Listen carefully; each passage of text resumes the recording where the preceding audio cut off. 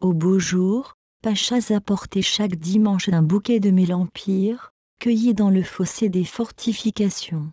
Comme il voyageait assez souvent, qu'il disait avoir besoin de marcher dans la forêt, de respirer l'air de la campagne, Gerlinde lui avait plusieurs fois prêté son appartement en son absence.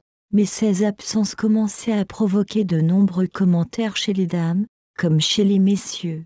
Odile souffrait mais tout était fait pour rendre sa torture acceptable, et elle se savait aimée. Il fallait bien se rendre à l'évidence, comme une adolescente éblouie, elle était amoureuse comme elle ne l'avait jamais été.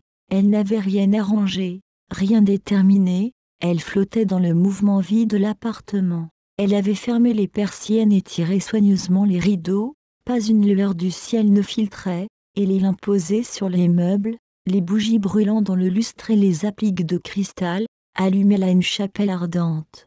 Odile ne pouvait s'arracher de son lit, où elle savourait délicieusement le soleil. Les bruits champêtres, les vols de bergeronnettes, le repos à peine ridé de la pensée, et puis, en regardant la nudité des murs, le vide de la chambre, l'absence de meubles, elle se réjouissait en pensant que cette pauvre maison du moins l'aimait, et qu'il n'y avait ni tapis, ni tenture, ni rideau de soie qui vaille un peu d'attachement. Elle ne pouvait penser à rien d'autre qu'à Pachas. Parfois, elle s'oubliait, la tête trop lourde, se rapetissant sous la souffrance. Elle avait failli abandonner 100 fois, mais au dernier moment, toujours, quelque chose la retenait. Elle voulait conserver dans le silence la tonalité pathétique de la vie. Chacun d'entre nous, je le pense, a connu ainsi des moments d'abandon, dans une passion dangereuse, où le tumulte des sens est si bruyant que rien d'autre n'est plus audible.